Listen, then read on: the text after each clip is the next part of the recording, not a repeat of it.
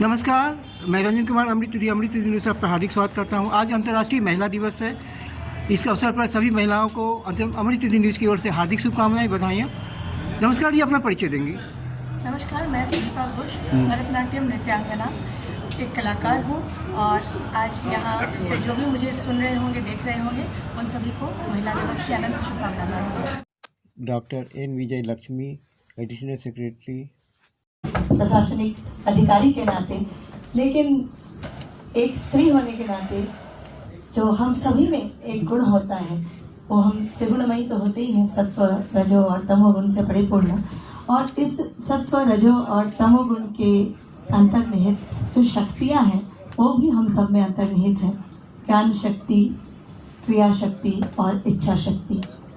और नृत्य ये तीनों का समन्वय है। वहाँ ज्ञान भी है, क्रिया तो है ही, और वो इच्छा शक्ति का परिचायक भी है। और आपके जीवन को जितना हम सब जानते हैं कि आप में ज्ञान की असीम सागर समाई हुई है, आप क्रिया शक्ति की भी परिचालिका हैं, और आप में बहुत प्रखर इच्छा शक्ति है, जिसकी वजह से इतने व्यस्ततम समय में भी आप कलावंत होकर अपने जीवन को सुखद रूप से जीती हैं। और स्त्रियाँ रति, प्रीति और धर्म की अधिकारिणी कही जाती है। और ये रति भाव जो है वो श्रृंगार रस का स्थायी भाव होता है, जहाँ प्रेम, श्रृंगार, ये सारी चीज़ें बातें होती हैं। तो कला, सौंदर्य, अनुभूति की जो होती है वो पराकाष्ठा होती है, चरम सीमा होती है। इस सौंदर्य बोध को अपने नृत्य में, अपने इन तीनों रति, प्रीति, धर्म की अधिकारिणी हम सभी स्त्रियां होने के नाते, और इस त्रिगुण शक्ति की अधिकारिणी होने के नाते आप कला को कैसे देखती हैं महिलाओं के बीच में, इसकी व्याख्या आपसे सुनना चाहेंगे। थैंक यू सुदीपा जी। सबसे पहले तो मैं इंटरनेशनल वुमेन्स डे के अवसर पर आप सभी को, हम सभी महिलाओं को और आप सभी जितने भी लोग हैं सभी को बहुत बहुत शुभकामनाएं देना चाहूँगी। और इस तरह के कार्यक्रम आयोजित करने के लिए भारतीय नृत्य कला मंदिर और आर्ट एंड कल्चर डिपार्टमेंट को भी बधाई। आपने विषय रखा है आर्ट एंड कल्चर, कला एवं संस्कृति, आज कल और कल, आज और कल कैसे होगा, मतलब पास्ट में कैसा था, अभी प्रेजेंट में कैसा है, और आने वाले फ्यूचर में किस तरह से होंगे, क्या किस तरह से हो सकता है, क्या कल्पना है। तो मैं नृत्य के बारे में बात करना चाहूँगी।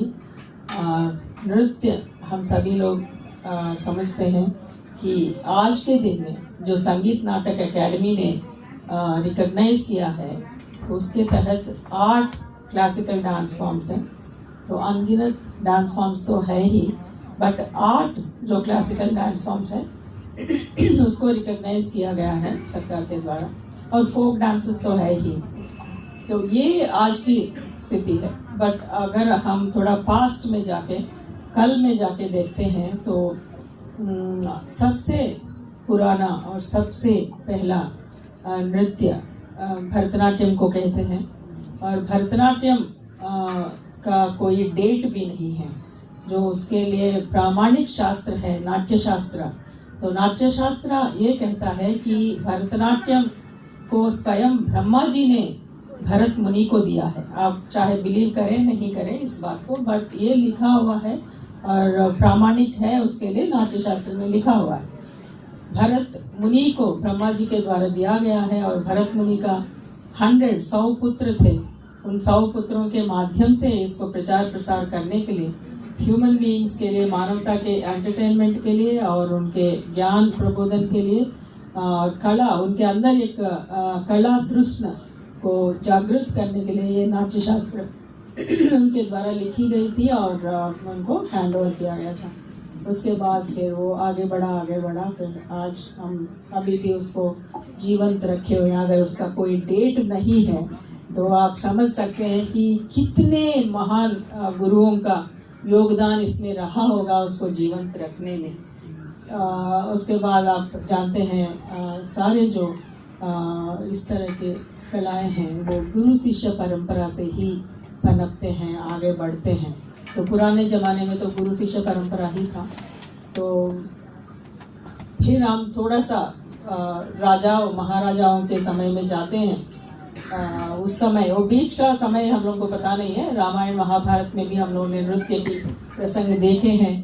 तो दो बड़े एपिक्स हम लोग को सामने आते हैं, तो उसमें तो नृत्य का प्रसंग तो दिखता ही है। बृहन्नला हिमसेल्फ, अर्जुना वाज बृहन्नला, बृहन्नला के रूप में उन्होंने कितना अच्छे से नाच, मतलब वहाँ से नाट्य के बारे में जिक्र वगैरह सब पता ही है हम लोगों को। उसके बाद अभिनव गुप्ता जी कश्मीर में, जहाँ कश्मीर उस समय, और कश्मीर में रहकर अभिनव गुप्ता जी ने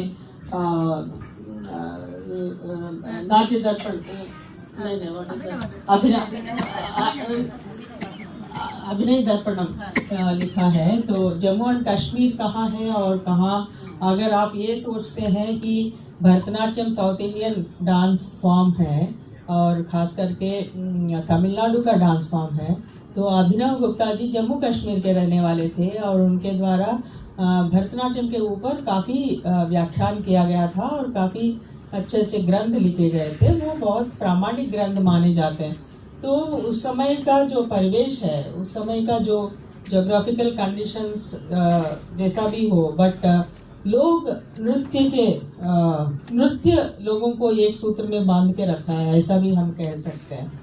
तो उसके बाद फिर थोड़ा सा अगर आप रामायण महाभारत से आगे बढ़ते हैं, इस युग में आते हैं, कलयुग में आते हैं, तो बहुत सारे राजा महाराजा ने नृत्य को पालन पोषण किया और नृत्य को बड़े पैमाने पे, इनफैक्ट सदर्न स्टेट्स में काफ़ी बड़े पैमाने पे नृत्य को आदरण मिला। नृत्य ही नहीं, संगीत साहित्य, क्योंकि नृत्य नहीं होता है, उसके अंदर संगीत और साहित्य होता है, तभी नृत्य बनता है। नृत्य इज ए कंप्लीट पैकेज, बिना साहित्य और संगीत का नृत्य हो ही नहीं सकता। तो संगीत, साहित्य, नृत्य, इन सभी का पोषण और उसकी जो केयर जितना देना चाहिए था उतना राजाओं के द्वारा दिया गया है, विभिन्न राजाओं के द्वारा। इसीलिए सदर्न स्टेट्स में ये बहुत अच्छे से जीवंत रहा है। उसके बाद फिर आप thanks for watching. Ranjan Kumar, Amrit News, Patna, Bihar. जय हिंद, जय भारत, वंदे मातरम।